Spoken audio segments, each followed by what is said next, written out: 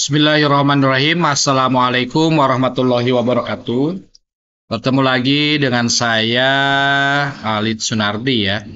Hari ini saya ingin berbagi tentang keputusan Menteri Pendayagunaan Aparatur Negara dan Reformasi Birokrasi Republik Indonesia nomor 348 tahun 2024 tentang mekanisme seleksi pegawai pemerintah dengan perjanjian kerja untuk jabatan fungsional guru di instansi daerah tahun anggaran 2024. Di sini keputusan Menpan RB menimbang di sini ya, ada mengingat dan selanjutnya kita langsung ke memutuskan. Di sini memutuskan bahwa keputusan Menteri Pendayagunaan Aparatur Negara tentang mekanisme seleksi P3K dengan perjanjian kerja untuk jabatan fungsional guru di instansi daerah tahun anggaran 2024. Di yang pertama di sini dijelaskan kriteria pelamar pada pengadaan pegawai pemerintah dengan perjanjian kerja untuk jabatan fungsional guru di instansi daerah tahun anggaran 2024 meliputi A. Pelamar prioritas, B. Guru ex-THK 2, C. Guru non-ASN di instansi daerah, dan D adalah lulusan pendidikan profesi guru yang terdaftar pada pangkalan data kelulusan PPG di Kementerian Pendidikan, Kebudayaan, Riset, dan Teknologi. Ya.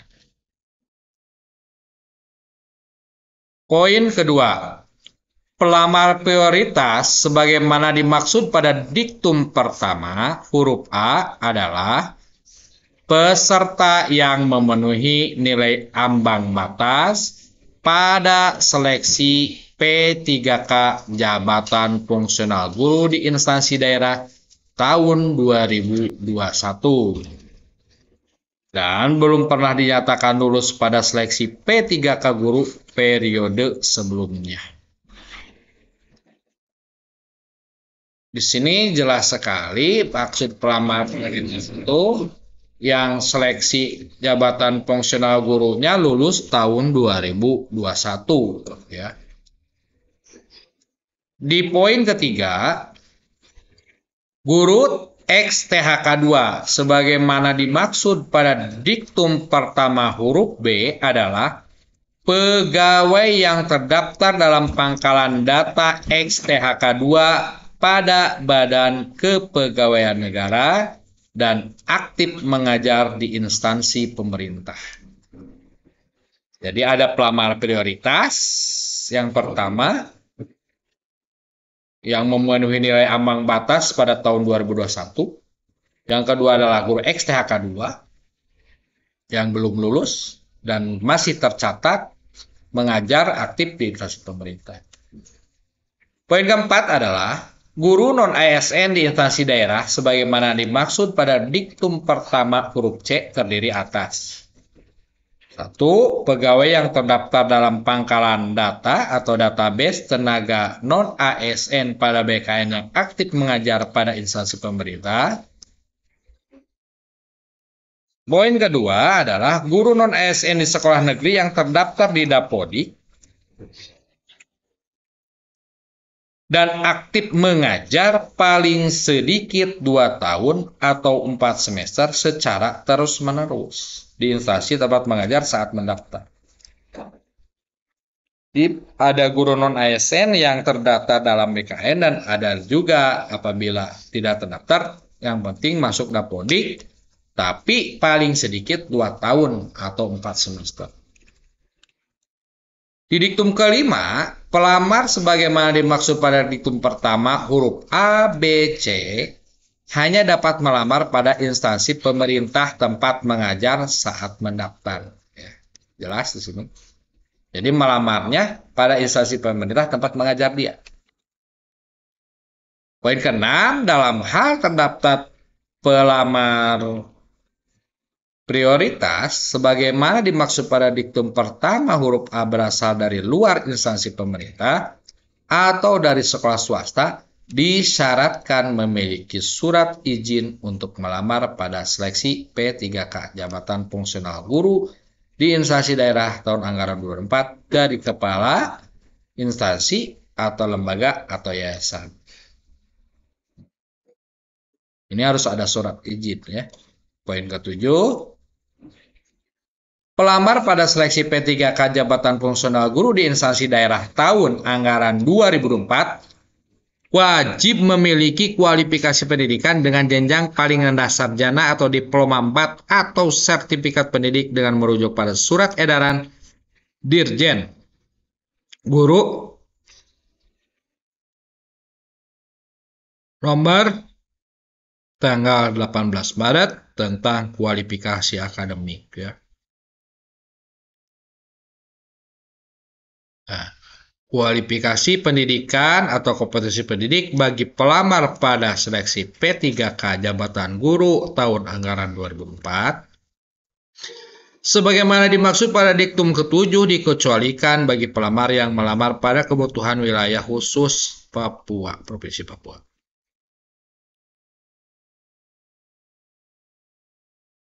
Poin ke-9,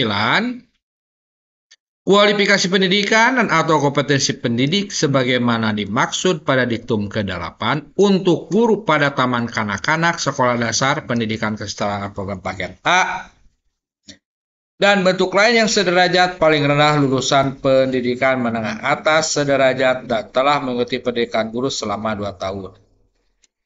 Ada 10. Dalam hal terdapat pelamar dengan kualifikasi pendidikan dan kompetensi pendidik sebagaimana dimaksud pada diktum ke-9 yang dinyatakan lulus P3K anggaran 2004, instansi wajib meningkatkan kualifikasi akademik guru ke jenjang sarjana. Jadi apabila di tingkat TK ada, lalu dia lulus, sedangkan pendidikannya adalah setara dengan pendidikan menengah, ini wajib untuk melanjutkan ke jenjang S1. Poin ke-11, pelamar seleksi P3K jabatan fungsional guru di instansi daerah tahun anggaran 2004 yang berstatus sebagai penyandang disabilitas berlaku ketentuan sebagai berikut. Penyandang disabilitas rungu tidak dapat melamar ke P3K pada jabatan guru bahasa Indonesia atau bahasa Inggris. Untuk disabilitas daksa tidak bisa melamar ke PJOK. Untuk netra tidak bisa melamar ke guru seni dan keterampilan. Ke-12, seleksi pengadaan pemerintah dengan perjanjian terjadi dari seleksi administrasi dan seleksi kompetensi. Ke-13, seleksi administrasi dilakukan oleh panitia seleksi instansi berkoordinasi dengan Kementerian Pendidikan, Kebudayaan, Riset, dan Teknologi.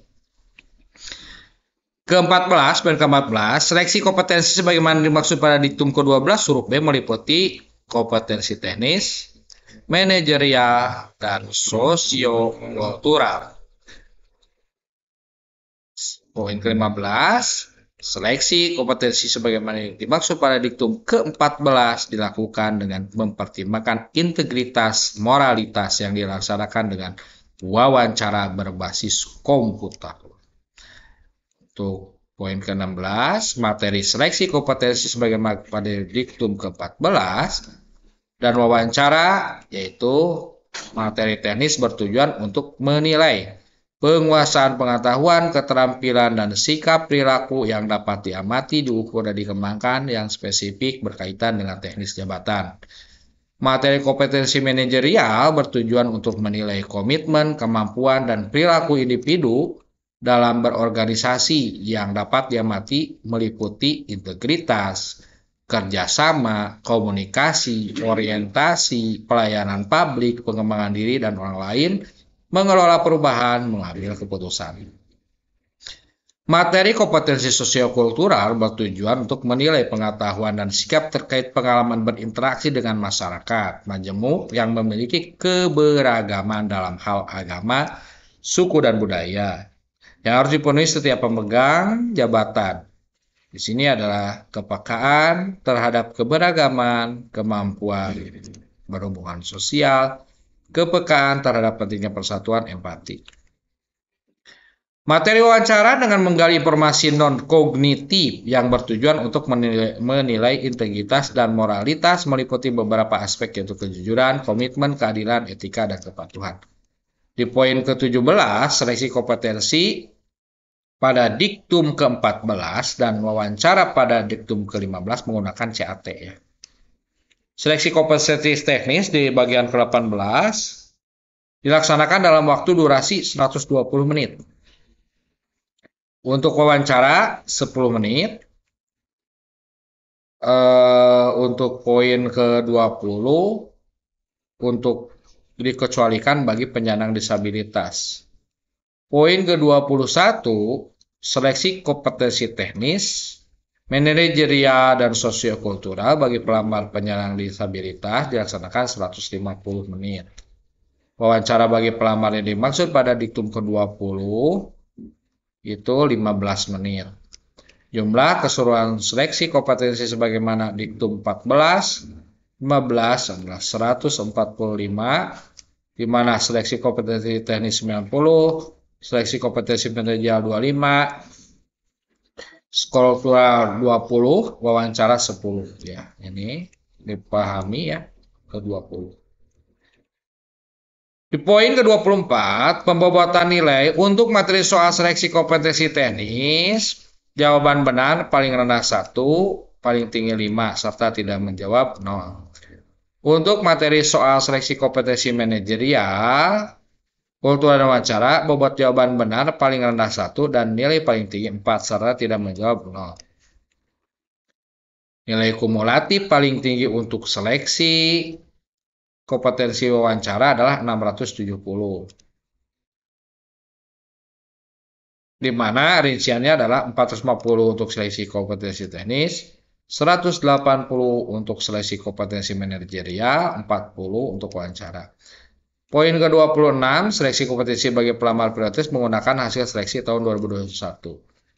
27, pelamar yang memiliki sertifikat pendidik, linear dengan jabatan yang dilamar, itu mendapat nilai paling tinggi sebesar 100% dan nilai paling tinggi dari nilai, nah ini ada ya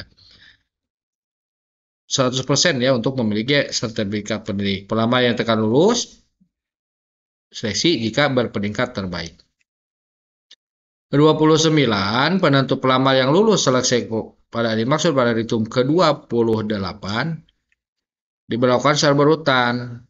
Jadi harus pelamar prioritas dulu, kalau sudah habis baru guru XTHK 2, lalu pegawai yang terdaftar dalam pangkalan database, lalu yang tidak terdaftar dalam database BKN, yang terakhir adalah lulusan BKN. Ini urutannya, urutan lulus ya, dimaksud diktum berlaku secara urutan. Poin ke-30, urutan kelulusan ini sama ya, guru XTHK 2, guru non-ASN, lulusan PPG, dan guru swasta. Ini untuk urutan kelulusan bagi pelamar prioritas. Jadi untuk prioritas ini pelamar prioritas 31 dalam hal pelamar telah mengikuti seleksi tahapan seleksi P3K dengan perjalanan kerja namun tidak dapat mengisi lowongan kebutuhan, dapat dipertimbangkan untuk menjadi pegawai pemerintah dengan perjanjian paruh waktu. Ini poin ke-13 nih. Dalam hal pelamar telah mengikuti seluruh tahapan seleksi, pegawai pemerintah dengan perjanjian kerja namun tidak dapat mengisi lowongan kebutuhan dapat dipertimbangkan untuk menjadi pegawai pemerintah dengan perjanjian paruh waktu.